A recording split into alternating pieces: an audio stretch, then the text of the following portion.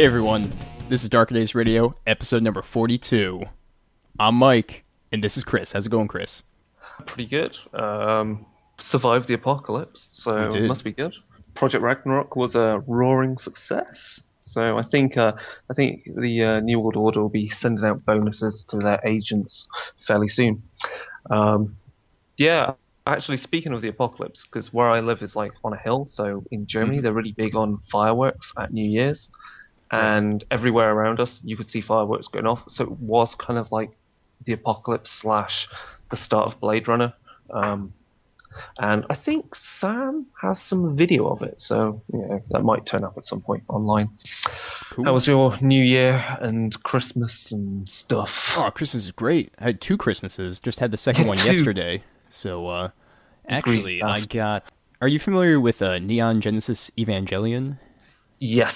Yeah, I got the complete series of that, so... The old one or the new version? The old version. The real version.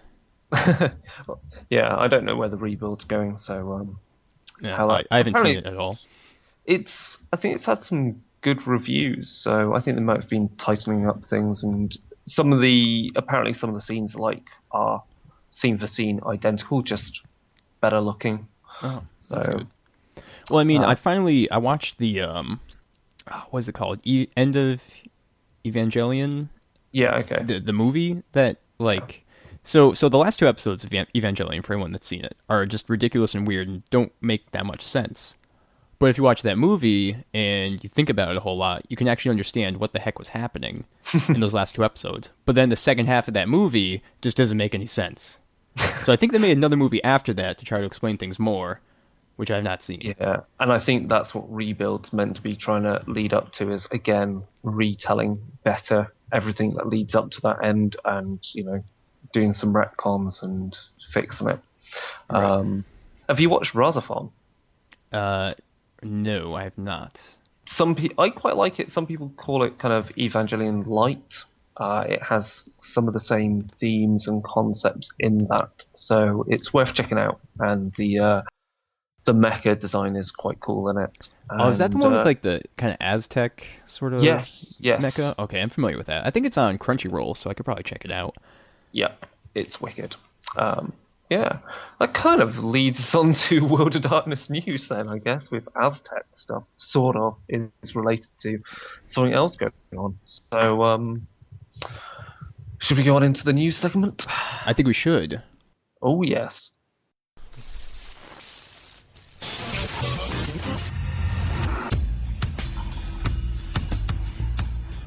So, Mummy the Curse. That has a lot of money now towards it. And yep. Has so much that when I wrote up the show notes yesterday night, I had to say, it's not been added on yet as a stretch goal, but now it has been funded. So basically anyone that's got paid to get the PDF or the hard copy will also be getting not only City Necropolis, or is that how they call them? City Necropolis? Yep. Yeah, DC, Washington DC. But we will also now be getting City Necropolis Rio, which is great because Rio is like a rarity in World of Darkness books, as in it's a non-US city book. So I'm really quite excited about that. That's going to be excellent. And they haven't yet got more stretch goals beyond that, but I don't know what else they can add on yet. So it's Cursed Necropolis. Cursed Necropolis. Yeah, it sounds cool. Okay. Good. And of course, we just found out that Vampire the Requiem, the Chronicle book that's going to be coming out, which was formerly the Strix Chronicles, then Sex Murder, is actually going to be called Blood and Smoke. Yes. Yeah, pretty cool title, but I think we should actually call it Blood and Smoke, the Strix Murder Chronicle. Yeah. I think I've posted up on on our Google Plus community. There's some playtest rules for Majesty that they're looking at, which again looks awesome. Mm-hmm. So there's some definite excitement for this book. For Vampire the Requiem, it will be definitely on my list of things to get. Yep. David Hill is doing all the disciplines, right? Or he's at least put up a lot of his... he said he's put up some ideas for it, and he's putting some of the maybe more extreme Right, changes. right. So whether they get through is one thing or another. The latest Majesty rules were put up by Rose Bailey, so hopefully we'll see some more disciplines in the near future. Indeed, indeed. And what's this about the WoD MMO having more features tested? Yeah, I saw this on the wonderful blog, which is kind of like our friends at wadnews.net. That let me just find this. That there's been some internal testing of some new features, Hmm. and the way it reads is basically that this testing is occurring in more than one location. And actually, I'm glad I just gone to something because there's another update here. So basically, there's a 3-week feature test beginning. And so this is taking place at a number of branches, which kind of gives you the feel that, oh, okay, so CCP is directing more resources to what they're doing. Good. And now I've just gone onto the WOD News website, and in fact, there's an update from last night. So Chris got in contact with the guys and is saying that in Iceland, they're doing a 3-week internal feature test.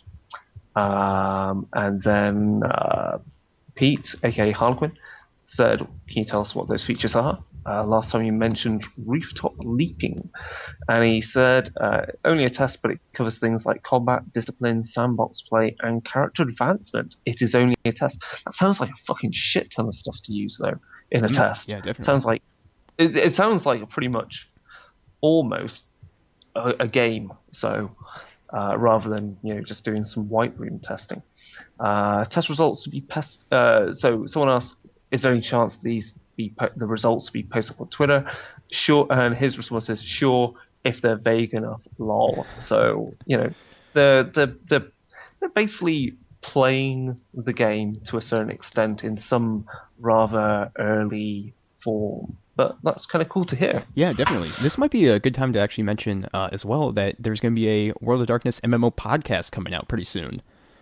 Yeah. Yes. So I'm involved in it. Chris, you're involved, and so is James. Yes, James. Yep. Yeah. So yeah, because obviously I saw it put up, and Pete basically didn't want to wrap me into it because time difference. And Well, everything. Chris, But, Chris, as you remember, the last time Peter was on the show, you stayed up until like 4 in the morning. yeah, that was a rarity though. That was. But I think we can do some different things anyway, because obviously, so James, who appears on our Chronicle Design series, and hopefully will be coming back for some more Darklings and so forth.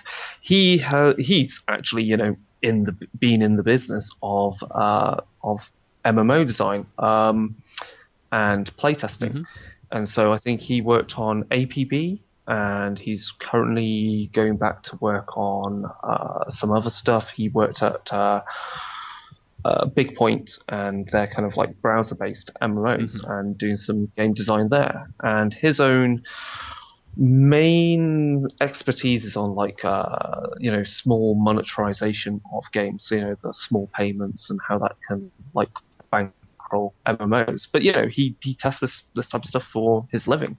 Yep. So it'll be kind of cool to have him involved with the show, and to obviously he can be our on the spot expert in this field. So yeah, it's kind of cool. It'd be good to talk gaming in general, and with what people want to see and hope to see, and what we will get in the World of Darkness MMO. Definitely. And one last bit of news is that this is pretty cool. A LARP troop in the DC area actually adopted a highway. So nice Masquerade breach, dark capital domain of the Camarilla. Yeah.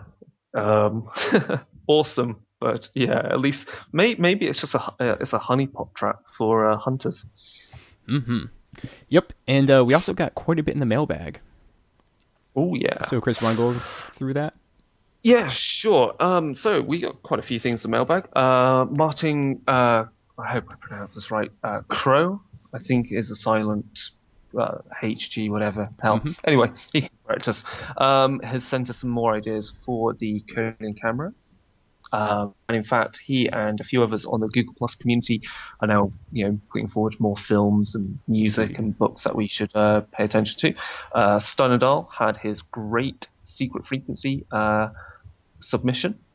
Also, we have a submission from Michael Parker, Travis Wilson, and Martin also looking to get involved in submissions for Forgotten Lore. Mm-hmm. And also on our, I'm trying to think which place did he post this? I think it was on the Google Plus community. Christopher Helton has given us a question for our interview. So yeah, it was a full mailbag. Indeed. And Chris, I didn't even mention this to you, but I randomly decided the winners to the contest. Oh, fine. Yeah. Well. And they are Michael Parker and Peter Marshall. So we'll be getting the codes to you, or sending you World of Darkness anthology or something like that in the near future. So expect that soon. Mm-hmm. And with that, I think it's time to move on to our interview. So today, for an interview, we have Nancy Collins, an award-winning author of the Sonja Blue novels, as well as Weird West novels published by White Wolf, and a plethora of other books, comic books, and a few screenplays, I understand. So, Nancy, how are you? I'm fine, thank you. Thank you for having me here. Absolutely, Pleasure. absolutely. So, I guess you've been on our radar for quite a while, since you worked with White Wolf back in the 90s and early 2000s, and White Wolf was your publisher for Sonja Blue and various other novels. Sonja Blue actually started in '89. The first Sonja Blue novel was published on the Onyx imprint of what was then called Signet. But White Wolf did publish a couple of the original novels later in the series. Yeah, definitely. And Sonja Blue is very interesting because it has some similarities to Vampire the Masquerade and other White Wolf games, but it actually came before. Mm-hmm. It's kind of really cool to see someone came up with very similar ideas independently, and then ended up working with White Wolf and seemed to have a very good relationship. So, I guess how did the relationship with White Wolf start? Well, I first met them at DragonCon in Atlanta. I guess it would have to be about 91 or 92. And they had their table somewhat close to mine. I was a guest at the convention. And the similarities between the products had already been kind of pointed out a couple of times.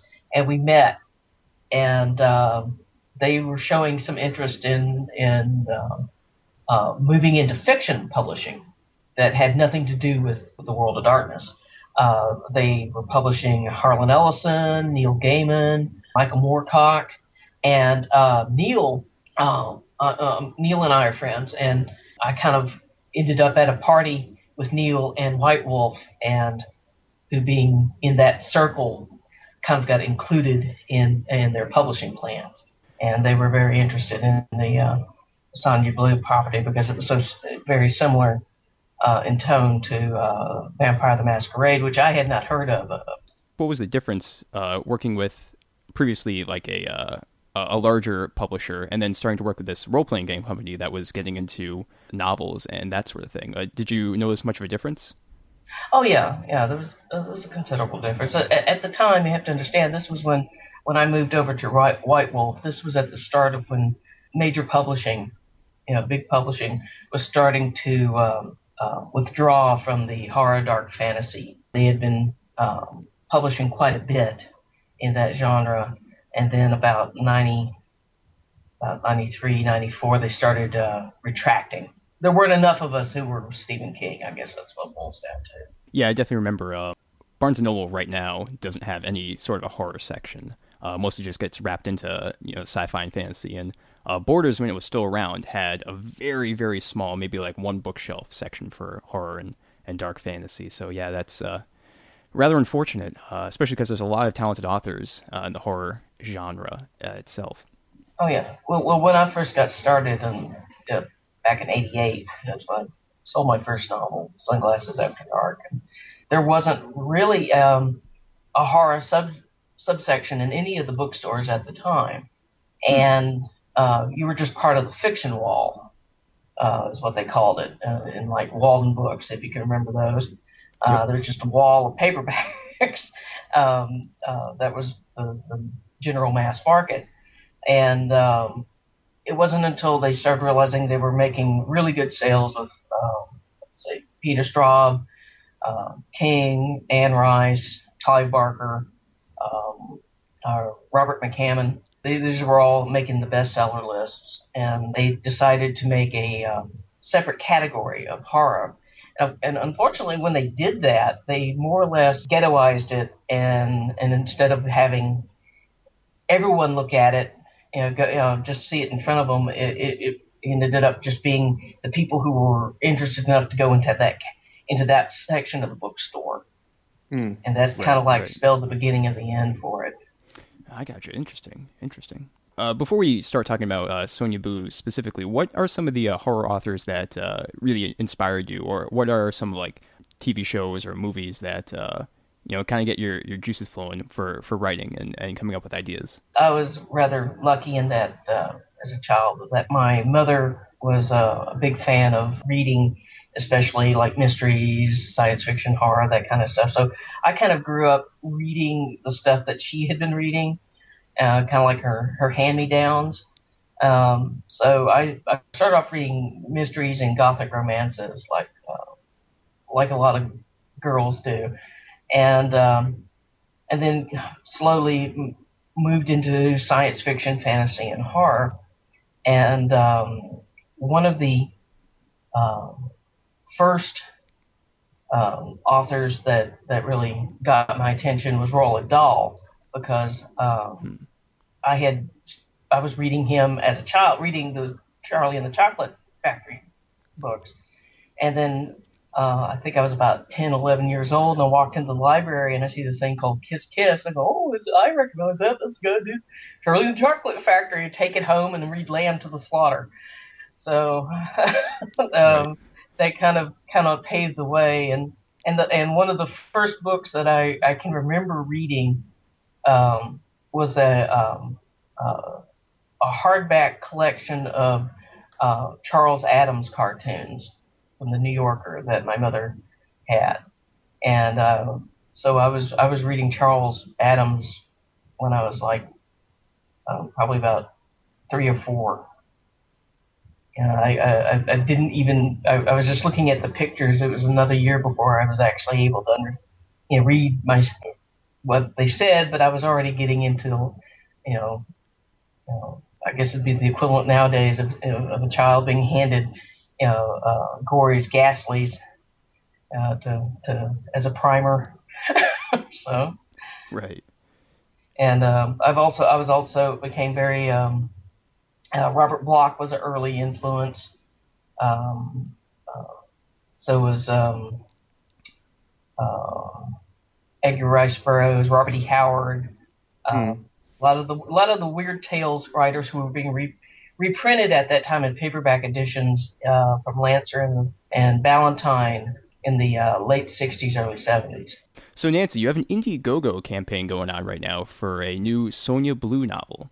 And Sonja Blue is very interesting because, as we mentioned before, she follows a kind of a similar trend in, I guess, vampire and perhaps horror fiction that Vampire the Masquerade kind of followed, where you introduce both gothic elements and sort of punk elements. And as we know, Sonja is a pretty in-your-face kind of character, as is the world that she resides in.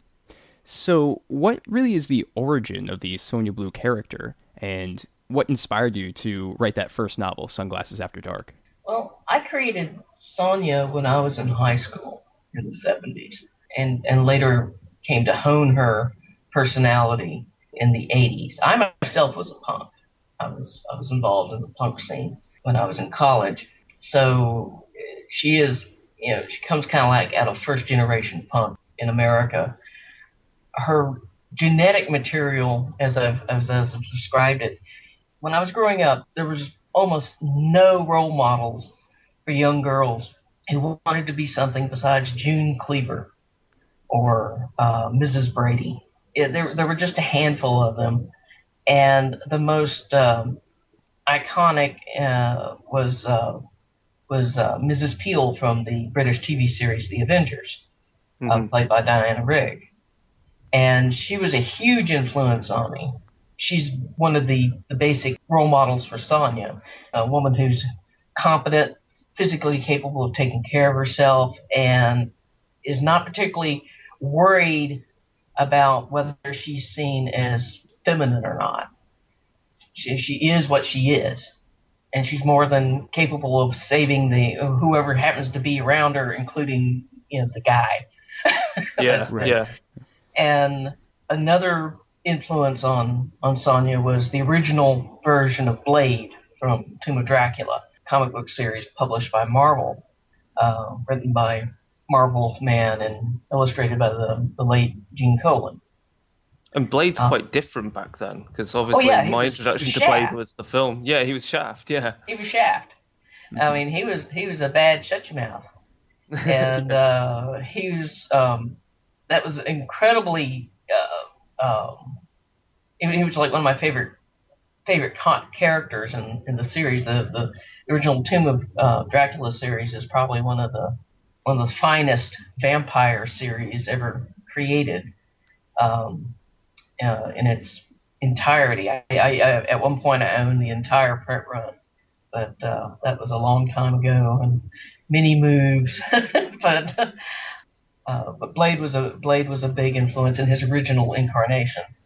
Another influence was Humphrey Bogart's as both Sam Spade and Philip Marlowe. That kind of world-weary, cynical romantic, noir feel, and that's probably the best way to describe Sonja is and her world is vampire noir, and she lives in a kind of a supernatural noir setting. And the final genetic piece, actually the other two pieces, one of which is Patty Hearst. Her kidnapping was a big thing when I was a teenager. When I was about, I guess, like eighth grade or something. That was one of the first news stories I really paid attention to growing up because it involved someone close to my own age, and just the idea of just being kidnapped and taken off the street and then returning in this horrific predatory form later, almost unrecognizable, is what was a big thing for Sonja Blue, and hence and her name Sonja is based on the name that they gave the SLA gave Patty Hearst when they took her into the fold, which was Tanya. And the final piece in the puzzle is Iggy Pop. Iggy Pop, all right. Yeah. Yeah. Sonja is very much her, especially the self-destructive, angry side. I mean, Sonja's been known to go Fight Club on herself, and that whole punk ethos comes directly from late 70s, early 80s. Was when I was getting involved in the punk scene in Memphis, Tennessee. I was hanging out at a club called the Antenna Club, and where Alex Chilton was one of the regulars. And I saw Iggy Pop there. In fact, I knew Alex, and Alex introduced me to him. And so that I've run into Iggy Pop. That's pretty damn cool. 2 or 3 times over the course of my I've run into him socially two or three times over the course of my life. So. Wow. Good stuff. All right, that actually puts your upcoming novel Kill City into very good perspective, and I can definitely see why you have some concerns over the trend in urban fantasy fiction as of late. Yeah. Yeah, because I mean that's one of the questions which my wife Sam was asking. It's like really kind of we've seen a lot in fiction, like these strong lead female characters, and such as we've had Buffy and Sookie and Bella and that. So it's interesting to see the return of Sonja Blue, because in some respects, from my point of view, and others may also agree, it's that Sonja Blue kind of sort of helps establish that concept of that character.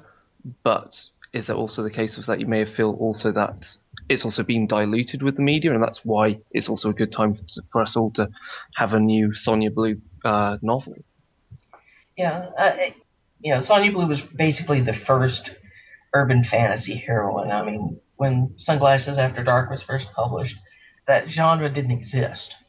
Yeah, It was called horror. I was grouped in the same category as Clive Barker and King and Rice. I mean, there was the subcategory of vampire novels within horror, but urban fantasy, as we know it, really didn't exist, and that wasn't until like the early '90s, and and then it was usually being applied to the works of like Charles DeLint and Emma Bull, involving like elves and fairies living in modern cities.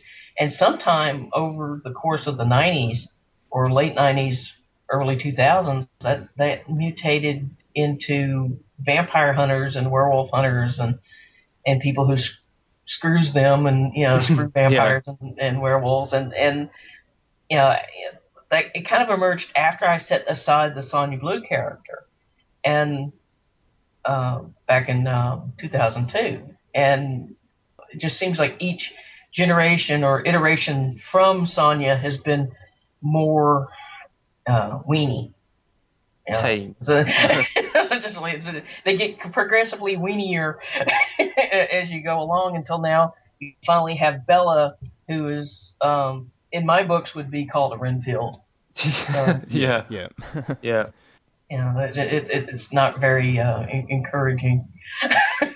But yes, I think it's time to maybe bring back some real teeth and to the and put some real red blood back into the vampire urban fantasy genre.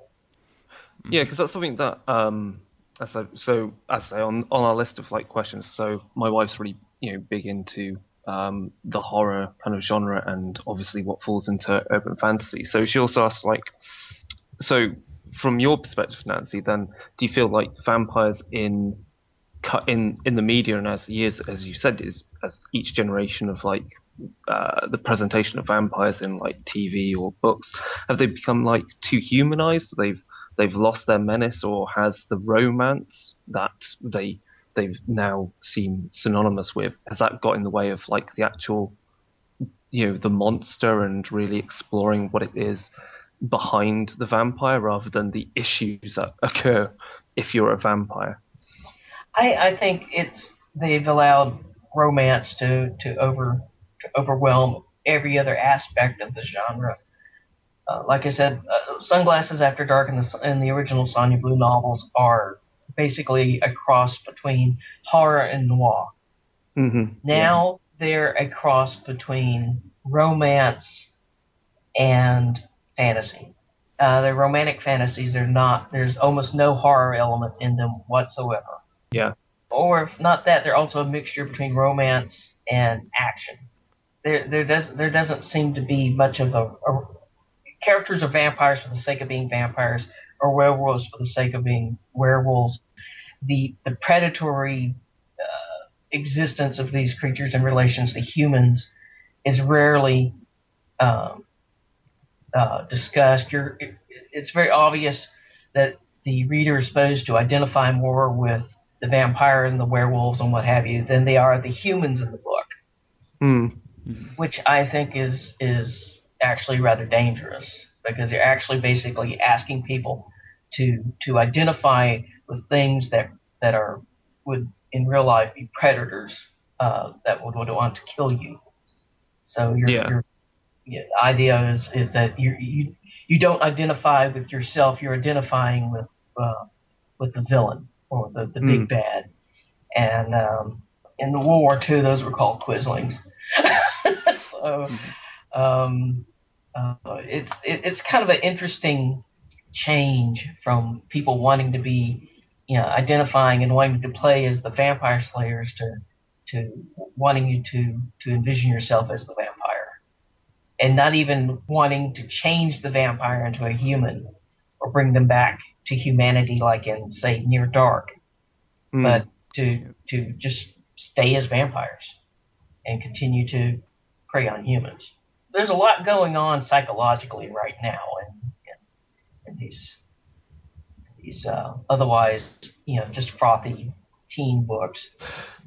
Yeah, the one thing that I always, because I'm running right now my own Vampire the Requiem Chronicle, and again, it's always trying to, for the players playing those characters, always reinforcing the consequences of being these monsters, and and trying to reinforce that it's not a fun ride, it's not easy living as one of these immortal characters, and almost the whole point is to showcase that they are horrific characters and show that, not these kind of Bella and Suki or whatever the hell else is out there, or what is it, Vampire Diaries as well. And I've never watched that.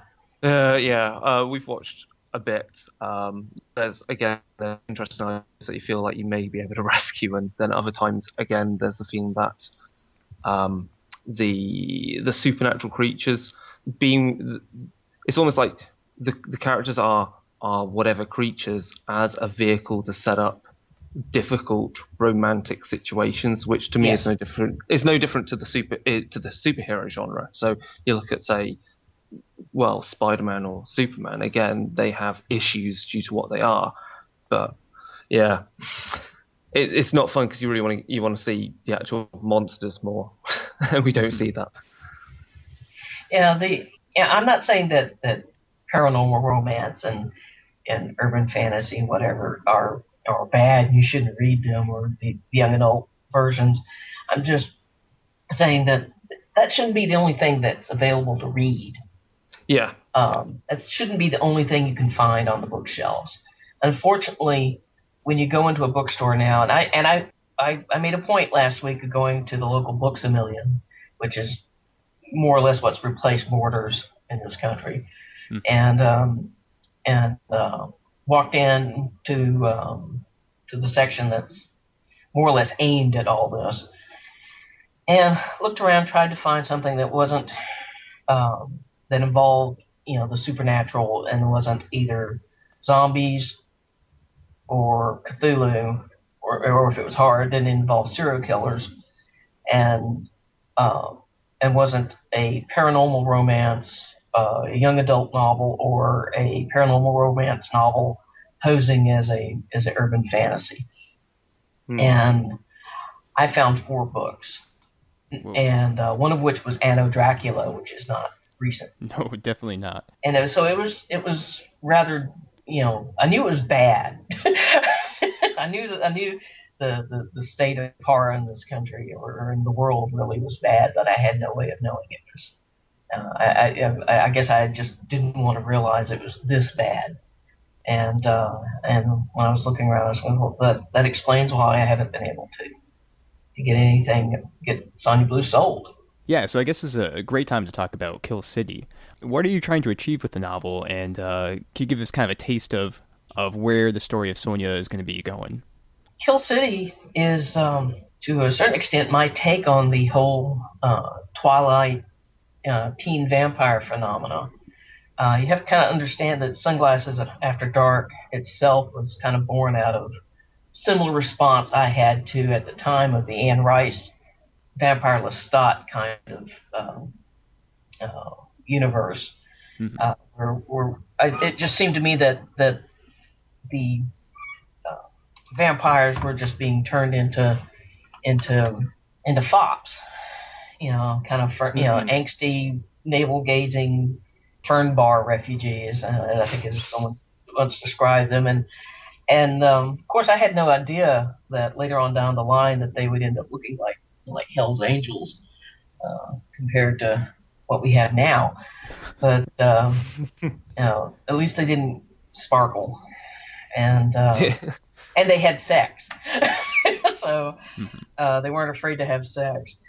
So that was kind of where Sonja emerged from in the first place. So it shouldn't be surprising that she'd be awoken from her sleep by all this that's been going on with Twilight and the like. The basic premise behind Kill City is that Sonja's been doing what she's been doing for the last 10 years, since the last time anyone checked in on her. And she's been out there killing vampires and doing what she does, and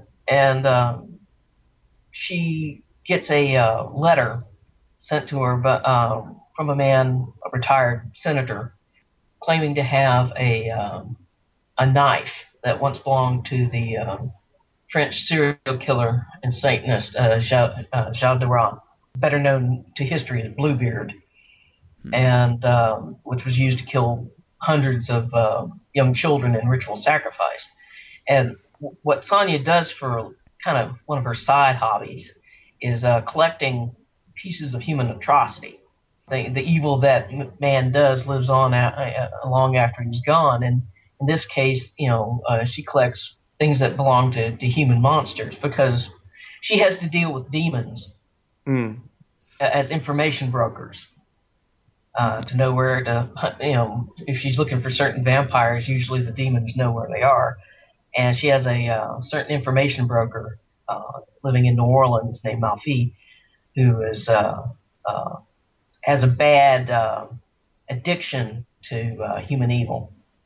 She basically buys up these things and gives them to them, and he, basically does the equivalent of grinding them up and snorting them.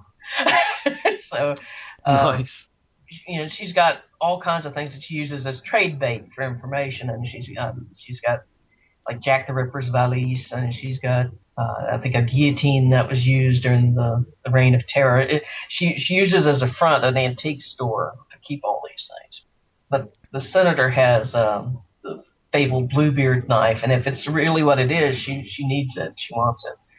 And when she goes to meet him, it turns out that he's lured her there with the intention of, he knows what she is. He knows she's not only a vampire hunter but a vampire. And the reason he's lured her there is because he needs her help, because his granddaughter, who was a big fan of this young adult vampire series called Eventide, she met some guy on the internet claiming to be a vampire, and not just a vampire, but the vampire from the book. And she ran off with him. And at first he just thought it was just some pedophile pulling a fast one, or that she'd been kidnapped, and they kept expecting a ransom demand, and nothing happened. Very similar to what happened with Sonja. She too was kidnapped. She was a child of privilege, and apparently was kidnapped, and no one ever heard from her again. And he sends out his bodyguards. He finds out where she is, sends out his bodyguards to snatch her back, only they end up being slaughtered. They basically walk into a nest of vampires and get slaughtered. And then that's when he realizes that what he had heard, the reason that he knows Sonja the senator knows Sonja is a vampire and a vampire hunter, is because he knew her human father, good friend, and on his deathbed, Jacob Thorne, Sonja's father, had confessed what happened to his daughter to him. The senator thought he was crazy, but now he knows he wasn't. And so he's tracked her down and is basically kind of blackmailing her and threatening to let people know where she is. And because he needs her to go and find his granddaughter and bring her back. So you can kind of see it as a combination of, let's say, The Searchers, The Big Sleep, and George C. Scott's Hardcore with vampires. Mm-hmm. Cool. And so she now has to go and find. She's basically following behind this group and discovers that thanks to the popularity of this series of books, it's given the vampire community the idea of like luring young girls to them and utilizing them for their own needs, and they don't even have to pretend that they're not vampires. Yeah. And so they've got brothels set up. They're basically, they've become pimps. And they use them for various reasons. All of them exploitative, destructive. And Sonja is basically following after this, this girl, going from place to place, trying to figure out where, where she is, and eventually leads her back to New Orleans, which is still struggling, the after effects of Katrina, and there's a kind of a war for the soul of the city going on amongst its supernatural creatures, and it's basically the vampires and the zombies are in the midst of a throwdown as to who's going to be running things. So, two different forms of the living dead, and she's basically caught up in the middle of that and has to get the girl and take her home. So there's a lot going on in the book, obviously. So cool. But we get such things as going to Las Vegas, the vampire brothel in the desert in Las Vegas, that kind of thing. It's a little bit of everything in modern noir, incorporating classic and modern noir elements. It's in Vegas, stays in Vegas. Mm-hmm. Yeah, it does sound like there's quite a bit going on. Very interesting, yeah. But yeah, that's basically the general plot of Kill City. Good, yeah. Kill City definitely sounds like it's a really critical book to get out there. Kind of take back the genre in some ways. So how can people get involved with the Indiegogo campaign? Well, they can go to Indiegogo, and it's under Kill City, The Return of Sonja Blue. Right now we are 39% funded. I basically set a goal of 7,500, which will enable me to at least finish the book. I've got about 50 to 75 pages done. I figured it'll be a 325 page book.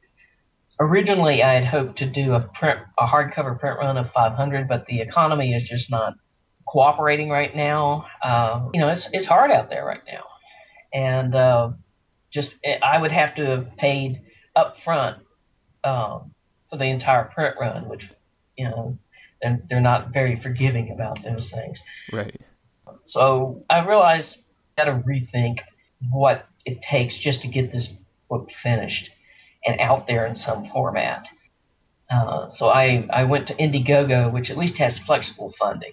That allows you to at least keep the money even if you don't make your goal, which will at least enable me to put some of that towards getting the book finished. And that includes paying my cover artist, Sean Harder, who's a very talented graphic artist. He's done the covers for the Sonja Blue series in ebook form, which are available from Premier Digital Publishing. That's the more recent covers, isn't it? Because I've got on my tablet that version of Sunglasses After Dark, and yeah, those covers are great. They're really cool. I really like them. Yeah, he's done those, and also doing the little things. I've decided to go with CreateSpace in order to create an actual physical copy of the book, not just do it as digital, but also have paying up front for like a print run of 500 or something. Do it through print on demand through CreateSpace, and it is kind of ironic that the digital revolution, which has impacted livelihoods of writers in a very negative fashion, it at the same time has provided us with the means of basically placing the means of production in our hands at an affordable cost, and also provided us with a direct pipeline to our readerships, going around the publisher, what used to be the purview of the publisher. And I tried self-publishing like 10, 12 years ago, and it was considerably more expensive than it is now. It's now within, basically almost anyone's reach. And it took a little bit of I had to break some conditioning because, like a lot of professional writers, I was pretty much taught, that I just write. That's what I do. I write. I let my agent handle my stuff, and I let the publisher do what the publisher is going to do, and I just write. Unfortunately, the way things have happened in the industry, a lot of that is now on the author, and publishers don't do nearly what they used to do. So if I'm going to end up doing almost all the work that the publisher used to do, I might as well see the profits from it. Yeah. I mean, Right. one of the things, I guess, then with the route you're going with, also with making hard copies, because that's I've seen on the reward tiers for the pledging on Indiegogo. So you can pledge to just get the I will also say DRM free version of Mm-hmm. of the digital form, which for me is great because like we have a Kindle and we've got an Android phone, and it's nice to you can shuffle these things between them, and that's always good to know you can actually use all your devices. It pisses me off so much. Yeah, I'll be utilizing a platform called Book Club. I know it's hard to say that, and people understand what it is. bkclb.net. Okay. It's still in beta testing, but it enables you to keep your ebooks up there on online for sale, and not only are they for sale, but you can also generate passwords for free downloads to reviewers and other people. Something that I don't have that ability through Amazon or Nook or iTunes. Yeah. So basically, anyone who buys that thing, I have the ability to give them passwords. Yeah. For downloads, and it's a lot more protective than just having a file share system.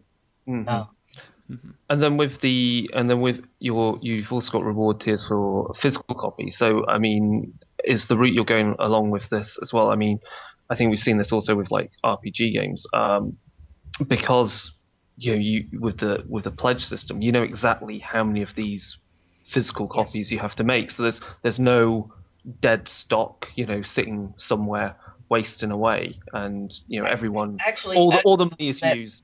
Actually learned that technique through comics. Yeah, okay.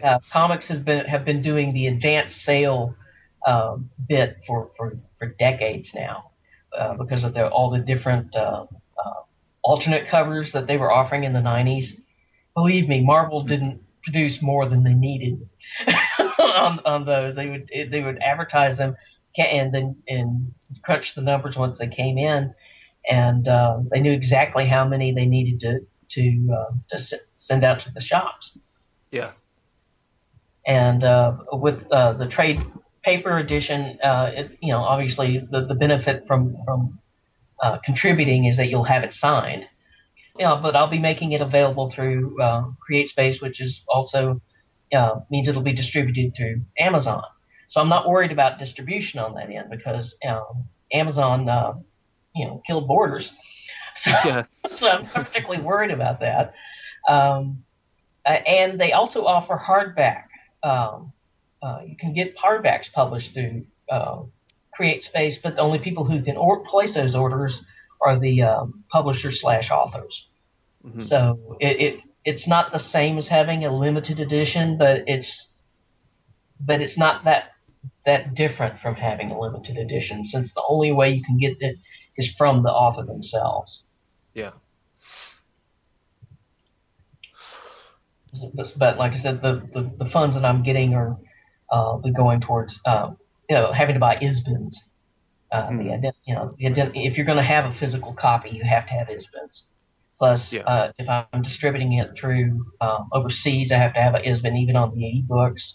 Same with iTunes if you're not being sub-published through Smashwords, which is usually how I do it.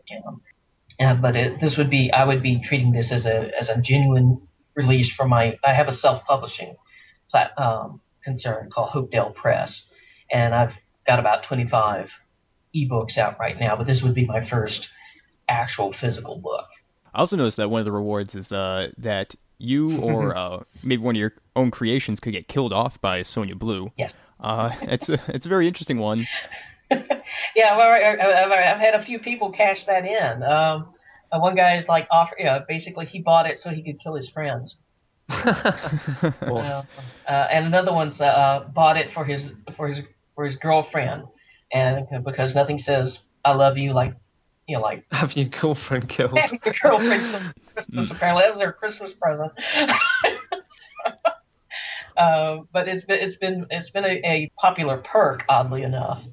And like I said, when I rethought the campaign for Indiegogo, I basically rescaled everything down so it'd be a little bit more affordable. Because there's no, like I said, times be hard. So Yeah, we've heard it. There's no easy way of working out these reward tiers. I mean, we've heard from Rich Thomas like how they keep refining how they do their Kickstarters, and it's just like I can't even imagine how you have to think in order to work out scaling these tiers and what you're giving away. And we figured it out it's by complicated. failing the first time. Yeah. Yeah, so that's the best way I can say that the way you figure it out is by failing. So, Yeah. Right. but I've been very encouraged. Just shy of $3,000. So, like I said, we're almost 40% funded, and as of this recording, 11, almost 10 days to go. I think the window shuts on at 11:59 p.m. Pacific time on January the 16th, which is a Wednesday.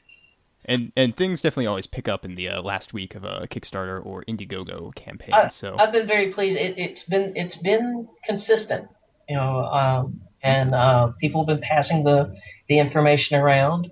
I've got about just shy of 2,000 people on my Facebook, and I'm not as big a Twitter person as I should be, mainly because I have a real hard time keeping it short. So, but I've been very encouraged by response, and people really are, I think, starting to realize that if you want to see these books, or these kind of books, you're basically going to have to, put your money where your mouth is, really, because when I first started publishing and getting in publishing as a writer, there were easily 20 publishers in New York. Now, depending on how you count, 4 or 5. They started absorbing each other, eating each other alive during the late 80s, early 90s. It was like watching the Blob. I started off with New American Library, and then they got bought up by Viking, and then Viking got bought up by Penguin. And at one point, I was being published by Viking Penguin, which I just had Penguin. I had this vision of a penguin wearing one of those little hats, singing opera. Yeah. And now Penguin is Random House, or Penguin and Random House, and Penguin's actually owned by Pearson, which is a British company, and I think Random House is owned by Bertelsmann, which is German. Right. Yeah, I would know. The digital has changed everything. I mean, it's changing even how the attitude towards like scientific journals and like how much money universities are willing to spend in that. So it's a lot has really changed in the last, well, even in the last like 10 years. I think that leads into a good question, like about what advice, Nancy, would you give to aspiring writers in particular, because obviously you're writing Kill City with this after or within this boom of urban fantasy that's going on. How do you find, say, the motivation, inspiration, and just what advice would you give people if they want to get into, say, into writing horror and urban fantasy, yet may feel a little bit put off by the fact there's not another Twilight or not another, I don't know, Dresden Files or something on the shelves? It really doesn't change from what I've always told people, which is like, write for yourself. Don't write for what you think other people might. And that's harder than you think. I've caught myself doing that, especially now when so easy just to go on Amazon and look at the reviews and it'd be completely gutted. Critics have always been a bit of a problem for writers, but in ye olde days, at least they were few and far between. It's really hard not to be overwhelmed by the immediate critical reaction you can get online. And you have to just grow a skin. You have to have a skin and just keep pushing on. Right now, PR is probably more important than anything, especially if you don't have a background. I mean, I consider myself lucky in that I did have a readership and years of of being in the trenches in the Dead Tree publishing business. I've got contacts that can help me put covers together. I've got contacts that can help me edit, and that's the biggest thing I would tell people is that no matter what you do, you need an editor. You need a second set of eyes, because one of my biggest problems is I know what it's supposed to say, and so my eyes will see what I'm trying to say as opposed to what's actually on the printed page. Yes. So you kind of you definitely need an editor. And the thing is, you just have to keep on plugging. I mean, people read for numerous reasons. Some people read for escapism. Some people read for enjoyment. Some people read for some wish fulfillment. Some people read for sexual gratification. There's definitely as many reasons to read as there are readers, and you just have to keep plugging at it. Now with all the and I'm not saying don't send stuff to publishers, because that still is a huge help. If you actually can get your books in a bookstore, that really does help. But things are changing so drastically and dynamically right now. If you're willing to put the work in as your own PR department and flog your work, might very well end up doing better than someone who actually has a contract with a major publisher. It's just in the long run, the biggest change I can see that and that has impacted me is that what most people don't understand is that writers we don't live off our royalties. We live off advances, and advances have all but disappeared from the industry. It used to be, they would pay you half up front and half on delivery, and now they'll pay you in thirds. Third on signing, a third on turning it in, which could be up to a year later, and a year on publication, and a third on publication, which could also be up to a year later. Yeah. And the whole point of advances is so you could take the time off to write the book. And this is the problem with, like I said, all these publishing companies being bought up and consumed by larger companies that really don't have a background in publishing, is they don't see the difference between a book and, say, a Hostess Twinkies. It's all product to them. They don't understand why you just can't, just turn it out and stamp it out as fast as possible. And because I think at one point, Jove Publishing was owned by Seagram's, and they were owned by the same company that owned the SeaWorld. Same with HarperCollins, at least. Say what you will about Rupert Murdoch, at least he came from publishing, so they have a better understanding of what it takes to do these things. One of the biggest problems, though, is these companies buy up publishing companies and can't figure out why they don't make the same kind of money as movies. They can't figure out why they don't have the same back end, and that's why you've seen basically everything but bestsellers disappear from bookstores. They're used to thinking in terms of selling in the millions, or at least the hundreds of thousands, and anything that's less than that, they don't really have any interest in. So, starting in the 90s, they kind of started turning their back again on horror and dark fantasy, because in their mind it wasn't worth the effort, wasn't a dependable enough market. And they're basically treating it, if you're not careful, it will go the same way as the Westerns. Which was basically a genre that was allowed to wither on the vine. I got you. But I mean, one of the cool things is that there's a lot lot of small presses that have been coming out. Yeah. Things like Pyre, which is just It's awesome. been an interesting phenomenon is the emergence of the small press in taking up the slack. I've watched Cemetery Dance Press emerge, Subterranean. In fact, Overlook Connection Press is going to be doing the first 3 Sonja Blue novels in a limited hardback edition. The first one will be out sometime this year. So, Nancy, you've also worked quite a bit in other settings as well, away from Sonja Blue. So, well, I guess we'll start off with a kind of a crossover. You had a novel, A Dozen Black Roses, which was actually a crossover between Vampire the Masquerade and Sonja Blue. Yes. So, what kind of a background can you give us on that novel? Well, that was an interesting.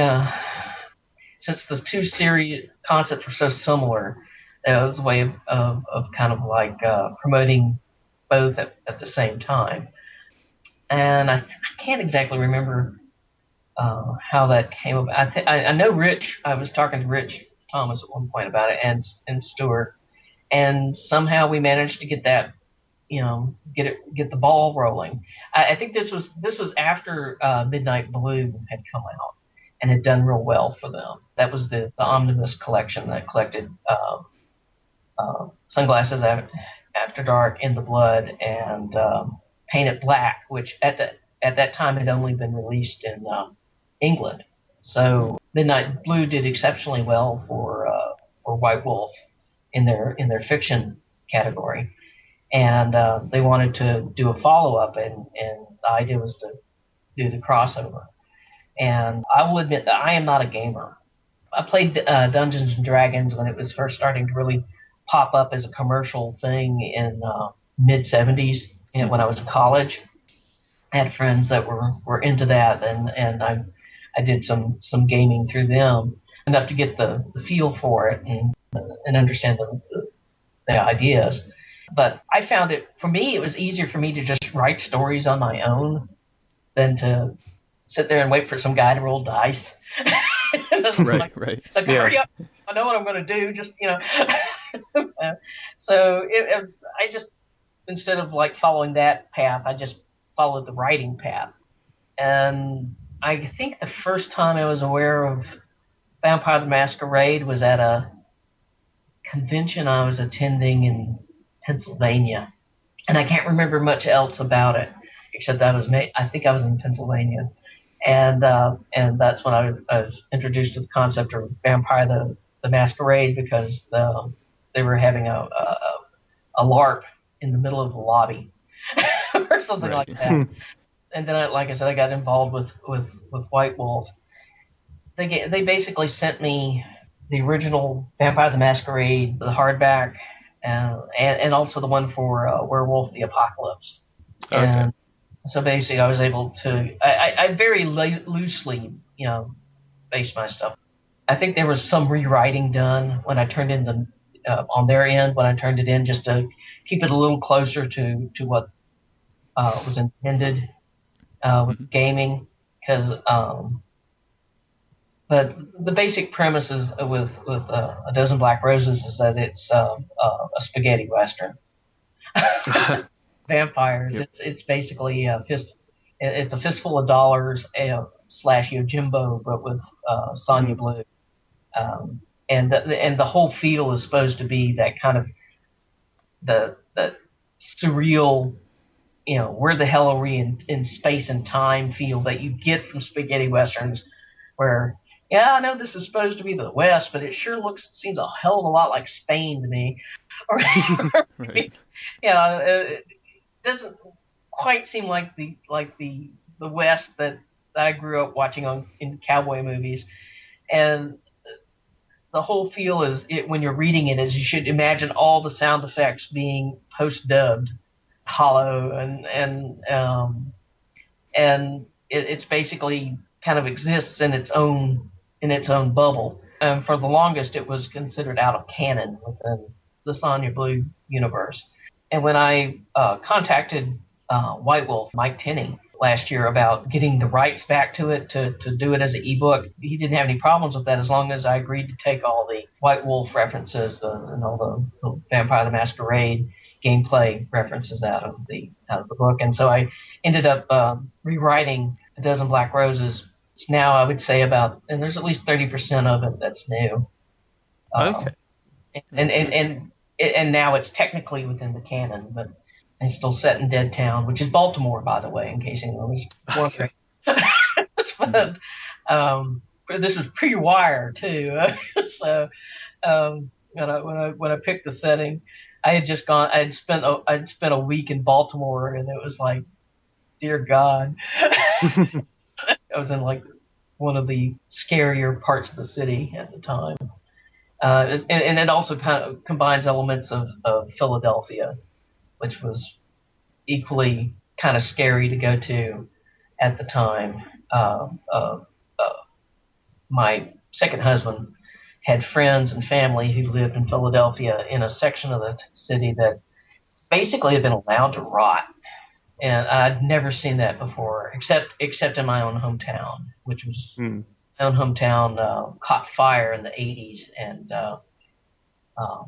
the downtown burned to the ground and was never rebuilt because there was a Walmart out on the highway. I lived a Southern Gothic life, to say the least. Wow, cool.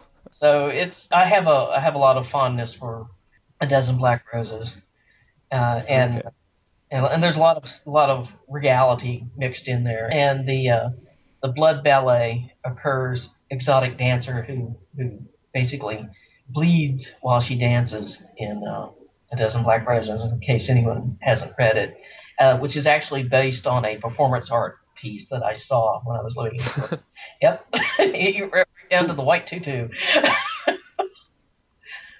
Because I think it's important. One thing I was going to say, because obviously I've now reached the end of Sunglasses After Dark, and it's I mean, I think there's a lot which obviously I think the gamers listen to it. I think there's a lot obviously they can appreciate and ideas they can make use of for their own games. But of course the vampires, Sonja Blue and the vampires in your setting, Nancy, are quite different to the Vampire the Masquerade one. So could you, I mean, because you wrote A Dozen Black Roses then, so could you highlight what you'd say are the kind of maybe novel or interesting qualities or just things that stand out about Sonja Blue and those type of vampires compared to what we may normally see? In the original edition, there was some emphasis on blood wizards, and I think I actually added some stuff there that wasn't originally in the canon for Vampire the Masquerade. So when I rewrote it, I kept it because yeah, because I think I may have invented it. I can't remember exactly. That's one of the drawbacks is now is what I've done with the Sonja Blue series has been replicated so many times. I'm now being accused of imitating stuff that I created. Okay, so that's the same as when we hear what's the thing that drives me up the wall? It's when you hear gamers complain that Games Workshop ripped off StarCraft, and it's just like, oh, you poor people. Yeah, stuff. It's just like Dungeons and Dragons. Yeah. Let's see. One of the biggest differences between Sonja Blue's vampires and the World of Darkness vampires is the distinction in the clans. I have what are called broods, Okay. which are basically, huge families of vampires. I mean, created by, a particular vampire, and they're kind of utilized as private armies or bodyguards or whatever you want to call them. But there's no distinction in terms of their aesthetics. Yeah. They are what they are, and the idea that is the longer you remain in my world, the longer you remain a vampire, you kind of start off kind of slightly brain damaged. Nobody starts off as Dracula. No. In my world, except Sonja, because she never died. The whole idea is that during the course of a vampire's existence, it's slowly regaining the mental acuity and intelligence that it had as a human, or slowly regaining its host's ability to pass for human. When they start off, they're not very socially acceptable. When you consider a young vampire in Sonja's world, they mostly pass themselves off as like homeless junkies, and the whole premise kind of being that vampires, like any animal in the wilds, any predator, they prey on the weakest of us, the weakest of the herd, the outliers, and that would include sex workers, drug addicts, the transients, the poor, the very poor, the underclass, people who don't have the protection that that comes with wealth and status in society, people who would be missed. So basically, most vampires' broods are in Sonja's world are composed largely of people who would be considered society's dregs. And because I was going to say, because like with the idea of these broods, there's they're more kind of because obviously Masquerade has like your clan, say Ventru, and you're really good at or like dominating people's minds, or your clan Gangrel, and you're good at like turning into creatures and doing a whole shape-shifting lark. So in the Sonja Blue world, then the broods are more they don't have that kind of like clan kind of thing. Each of the vampires has its own kind of set of, I wouldn't say set of abilities, but they're a bit more unique maybe, or well, basically the ones the brood masters, they're in class, they all have various abilities. Some are stronger than others, but they all have like the ability to cloud men's minds, obviously, and they all have they all possess a certain level of telepathy, mental powers, hypnosis, and it's basically all based on willpower. Yeah, how strong your will is, how willing you are to assert yourself, and it's kind of set up in many ways like a wolf pack or a dog pack. You have your alphas, and there's only one or two alphas, and then after that you have number of betas, and then you get down into deltas and gammas, and the gammas would probably in this case be the ghouls, the revenants, the ones that kind of like the ones that didn't resurrect properly. And kind of and to many extent are either used as cannon fodder or garbage disposals. You don't need hundreds of thousands of vampires when you're feeding on humans on a regular basis. They have a tendency to in Sonja's world, most of them, if they don't need any replacements to their ranks, they'll snap the neck of their victims and then let the ghouls take care of the empties, as they're called. I think it's interesting because obviously, there's obviously now been a newer version of Vampire that came out, and I think it would be it's an interesting enough, it's a good enough setting, and different enough from Vampire the Masquerade and even Vampire the Requiem, which we have now, that I think there's enough books and hints and tips within all of these books that it would be fairly easy to remix the rules, and suddenly you've got Sonja Blue using the storyteller system. You can run a setting that pretty much would replicate those type of vampires. That might be something cool to write at some point. I might have to have a go at that. It does have a trading card out there. Oh yeah, actually, someone in my local V-Test group, Vampire: The Eternal Struggle, actually has a Sonja Blue deck. Oh wow, cool. And she's ridiculous and pretty much just messes up the entire table. I think it was designed with a dozen black roses in mind, where she kind of like switches employers and pretty much just wreaks havoc for everyone. Yeah, she owes no allegiance to anyone except those she deems worthy. So, I'm trying to think. The Sonja Blue universe also has other creatures within it, Yes, obviously. yeah. And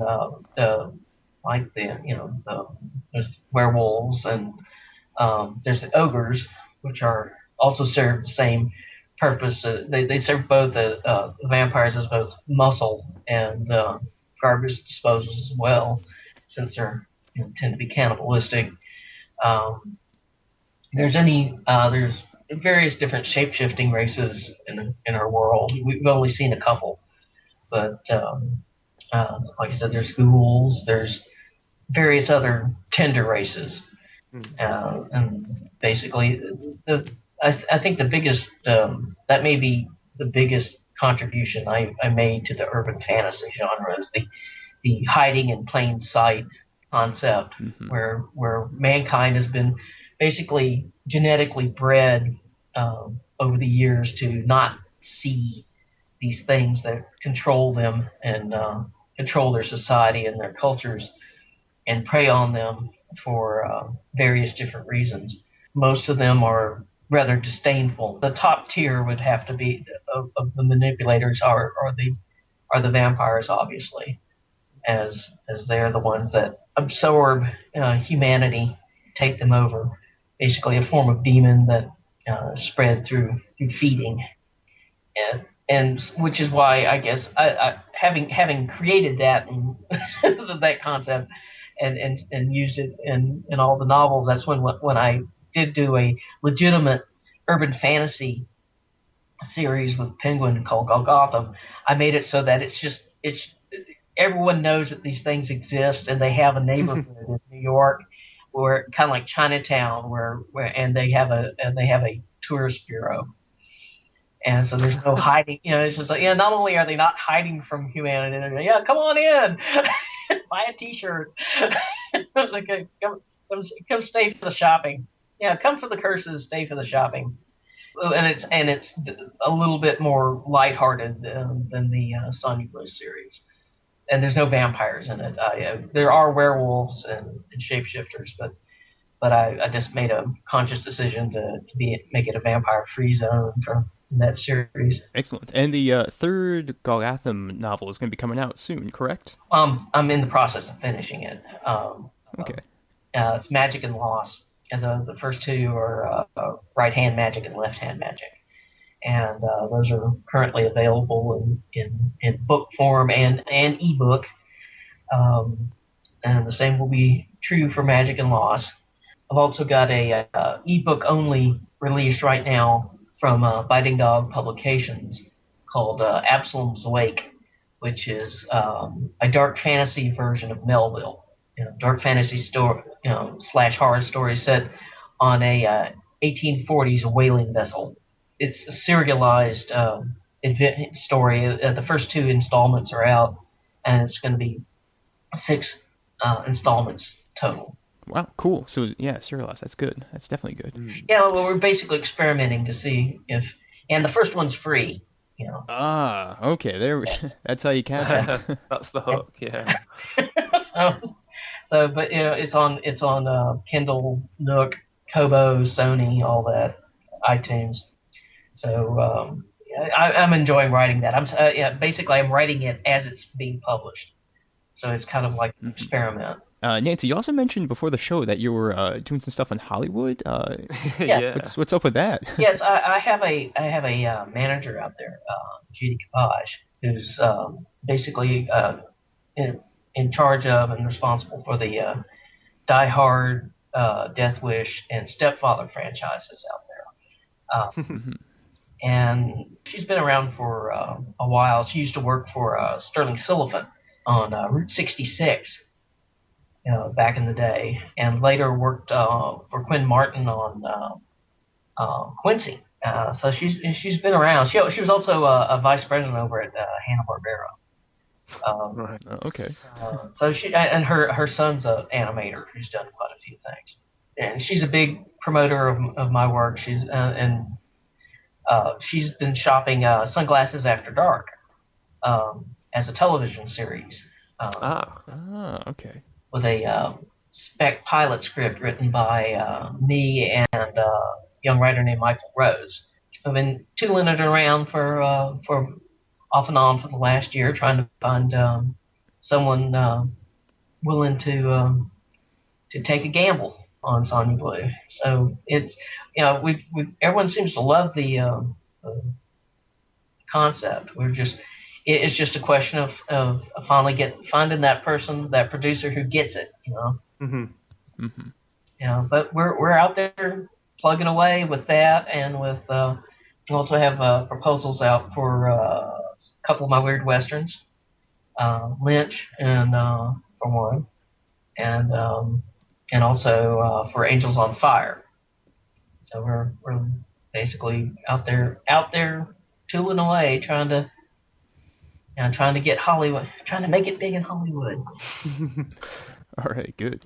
Yeah, because it's kind of what with everything we've had out in recent years. It would seem like the TV audience has kind of maybe grown and matured to the point where the portrayal of Sonja Blue on screen would be actually fully viable and not toned down too much, maybe. Yeah, I think it would make an excellent show for like FX or given American Horror Story. And Breaking Bad and the like. I think I may finally be, and I think maybe we're finally getting to the point where people are not as threatened by a female character the way Sonja is. That may have been our biggest problem. It's not like I haven't been poked with a stick by Hollywood about Sonja repeatedly over the years. I mean, I think the first time was with from Orion Pictures, but I ended up hanging up on the phone on them when they're basically in the middle of talking to them. They said, "Well, is there any way we can make her a man?" No. And I just hung up. That was it. That was the end of that, And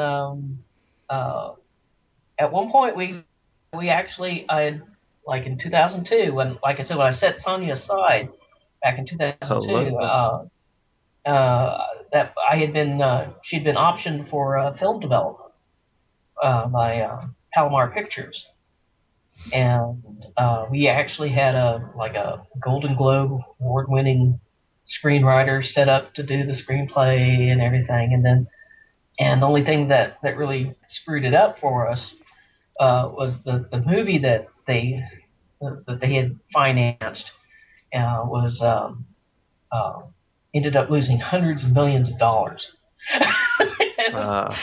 And basically that everything that was on the slate for development after that was just wiped clean. But yeah, we gotten fairly far on at one point with Sonja. So which makes me think that it's her time coming around again, especially in television, because I think eventually there will be no distinction between television and movies.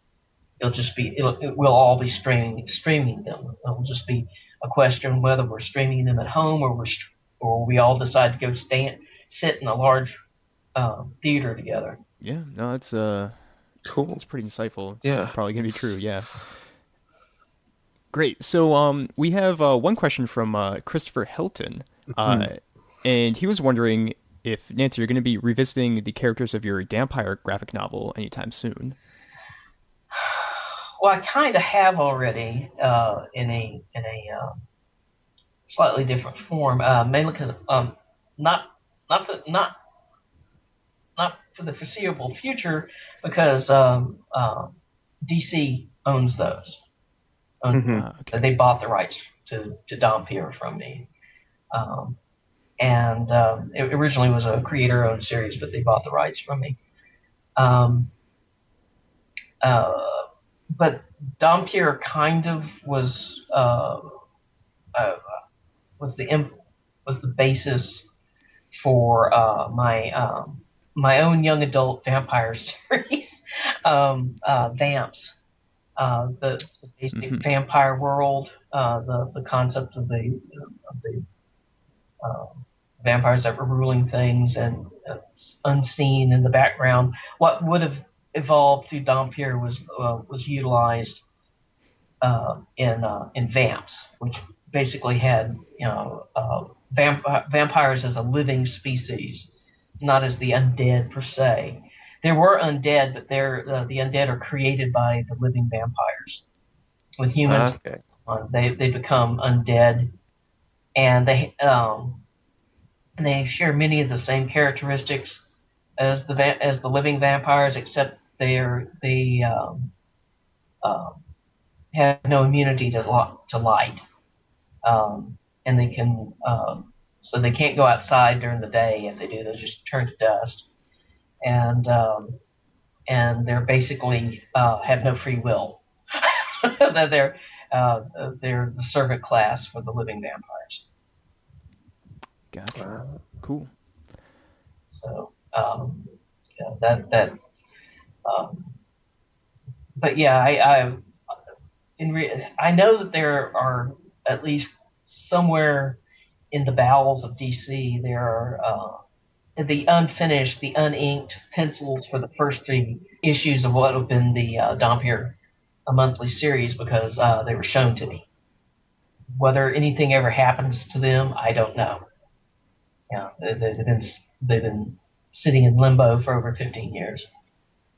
I think it'd be interesting if they, I don't know, because I know they right now have their Justice League Dark series going on, which basically kind of has all the supernatural, paranormal kind of characters brought together, because obviously they merged DC Universe with anything from Vertigo, so you've got like John Constantine and Zatanna and so forth. So the question is whether they would even make use of the characters from your graphic novel in that series. Well, that's just me throwing that out as you never know what DC could do. For them, for what DC has evolved into. I mean, the DC that exists now is nothing like what I used to work for. Yeah. So it's completely different. I was one of the. I started working for DC before Vertigo was created. In fact, I was one of the authors that Vertigo was kind of created for. Neil Gaiman and Grant Morrison. We're all working on various titles that basically spurred the birth of Vertigo, and it's been rather melancholy watching it implode over the last few years. Yeah, I can imagine. Yeah. But I'm working on Swamp Thing. That was. I still have an immense amount of fondness for the character and all the characters associated with him, even Constantine. Yeah. Okay. Mike, do we have any other more questions on the list, or? No, I think that's about it. Covered pretty much everything, I think, on there. Definitely. Yeah, I think that's it for the interview portion. So with that, we'll move on over to the secret frequency. It's under the stairs. I want my mom. So, Chris, what do you have for us tonight? I have something which has been stuck in the back of my head for a while. I saw it in a magazine that's released in the UK called Paranormal Magazine. You can actually get it as a digital download, the magazine. So this is a creature in there which that magazine kind of alerted me to a while ago, and I thought it's great, and then I forgot what it was called, and I had to find it all again. So what we have here for the secret frequency is I really hope I pronounce this right, the Tikoloshe. It is from Zulu mythology, and that's why I thought it was great to have something from the Dark Continent. The Tikoloshe, or Tikoloshe, or the Hili, from the Xhosa word, which I'm not going to pronounce, so we can look at that on the wiki, which we'll link you to, is a dwarf-like water sprite. It is considered a mischievous and evil spirit, and can become invisible by swallowing a pebble. The Tikoloshes are called upon by evil people to cause trouble for others. At least At its least harmful, it can be used to scare children, but its power extends to causing illness and even death upon the victim. The way to get rid of it is to call upon N'anga, which is a witch doctor, who has the power to banish these creatures from the area. The legend goes that the Tikoloshe resembles a sort of zombie, poltergeist, or gremlin, and is created by, obviously, evil South African shamans who have been offended by someone. Which at this point then is interesting to point out that, in essence, this creature is very similar to the idea of the Tibetan tulpa, which is a spirit golem, which leads us into what we can use this for. The Tikoloshe, as I said, is created by shamans. They may also wander, causing mischief. So obviously, there's cases where control of them can be lost. Other details include its gremlin-like appearance. When they say gremlin here, are we talking about the gremlins from like Gremlins with Mogwais? I don't know. And has appearance of gouged out eyes. The Tikoloshe, according to Zulu shaman Credo Muta, has been known to take on many forms. One form is described above, but others have been portrayed, such as being bear-like, humanoids. Some Zulu people are still superstitious when it comes to things like the Tikoloshe, a hairy creature created by a wizard to harm his enemies. They're also known to do heinous things such as biting off people's toes while they sleep, and of course rape. According to legend, the only way to keep a Tikoloshe away at night is to put a brick beneath each leg of one's bed. However, this will not protect anything but the person whose bed is upon whose bed it is, as it may instead cause havoc not involving said people. They get their power from a hot poker thrust into the crown of the body during creation. So, Mike, quite weird, hey? Extremely. It kind of reminded me of the melon heads in some ways. My immediate ideas for it, of course, are it makes for a great kind of spirit, or either a spirit that's called upon or a spirit that is fabricated by a mage. It could also act as a very interesting concept of, if you want to kind of play around the idea of the same ideas of a tulpa, it's potentially the African legend that goes with the Uglan Prometheans. Also, I guess you could also look at it as being some sort of Fae type creature for Changeling Lost or Changeling Dreaming. So I'm trying to think of other things. Any other ideas, Mike? Well, I mean, yeah, in Changeling Dreaming, you have the red caps, and these guys, while they are kind of aligned more with like this water element, they do bear some resemblance. So you could easily use them as this more exotic version of the red cap from South Africa. Cool. Yep. I'm trying to think of the other games. Possibly it could make a good kind of like Fomori for Werewolf the Apocalypse. To go with a hairy creature, bear-like thing. Ooh, of course. Referring to a hairy creature, as the at least as it may be visible in the Dreaming, this might be a good inspiration for one of the Autumn People, which are the sort of antagonist splat for Changeling Dreaming. Okay, cool. I'm trying to think of anything else. Obviously, it would make a great kind of antagonist for Hunter. And yeah, I think the cool thing is it's just a non-European, kind of Western-centric kind of creature, and you can really just fit into a chronicle to give kind of a bit more variety, or at least start offers an idea for maybe setting games in Africa. I mean, there's an entire book devoted to the vampires of that region for Vampire the Masquerade, but we've not really had much in New World of Darkness that is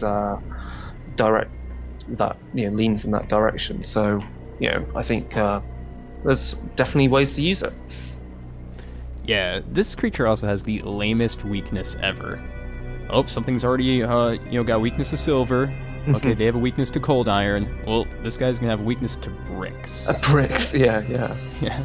It's I think also what's interesting, to say you put a brick under each leg of your bed at night. It's I wonder whether there's a similarity. The fear of this creature is very similar to kind of like the fear that you have in Japanese horror to the creatures that crawl across the floor, because that's all related to sleeping on the floor. And yeah, cool. I think that covers the secret frequency there. I think it does. And with that, let's move on to closing remarks. All right, so I think that's just about it for our show. Of course, we have one last question that we always like to ask a new guest. So, Nancy, if you could be a household appliance, which would you be and why? Toaster oven. Toaster oven. That's a very good one. Yeah, it comes up a lot. Does come up a lot. Well, it's a very versatile appliance. I mean, you can do toast, and you can also cook a small chicken in it. So yeah, no, that's very true. You're just not, you can, and then with toast, you can actually do bagels. Yep. So you don't have, you're not just limited, and you can do more than 2 pieces of toast. Yeah, you can stack them up. You're right. You can lay them out. It depends on the size of your toaster oven. But yes, and I'm not saying that just because I bought my fiance a toaster oven for Christmas. Oh, okay. Great. Good answer. All right. Yeah. So, Nancy, do you have like a website or someplace where people can keep track of what you've been doing? Yes, I am. I am out there on the interwebs. I have a blog spot. It's True Sonja Blue .blogspot.com, and I'm also on Facebook. You can I believe it's Nancy.Collins on Facebook. Very good. You can find me out there. I'm also on the Twitter. But I don't Twitter as much as I should because I have a hard time keeping it short. So I am out there, and you can find my all my ebooks through Hopedale Press on Amazon and Nook and iTunes, and I've got stuff from the Sonja Blue stuff is out there also on all those platforms in ebook form. And you can find the Golgotham books at Barnes Noble and Books A Million and whatever has replaced Borders in your town. and they're also available in ebook form. So, and I have audiobooks too. Yes. I've been producing audiobooks. I've got 3 or 4 right now. All my Weird Westerns are now available in audiobook form, and also I have a Return to Hell House, which was an authorized prequel to Richard Matheson's Hell House that I wrote for the Matheson tribute anthology. He is Legend. That's out and on audiobook and ebook form too. And of course, your Indiegogo campaign is still going on, and we'll be sure to link that in our show notes so that people can check it out. Yes, and I appreciate y'all being interested in helping me get the word out and being willing and interested in talking to me. And I have a lot of fond memories of White Wolf back in the day. I think it's moved its base of operations yet again, but yes, I have some very fond memories from those days. It's great to hear. Great to hear. Thank you. And of course, you can check out Darker Days Radio on Facebook, facebook.com/DarkerDaysRadio. We've got our Twitter account, which is @DarkerDaysRadio. And then we've got our G Plus community, which is now the most popular World of Darkness community on G Plus, which is awesome. We may not have as many members, but they're certainly not all lurkers, so it's really great to see that kicking off. And it's great when I leave the computer for about 8 hours, come back, and there's 20 things for me to check out. Like 20 flags, so it's like 100 comments. My phone just keeps going off with notifications of people posting stuff there. It's just insane. Yeah, it's crazy. And of course, we can Good be stuff. contacted via Gmail.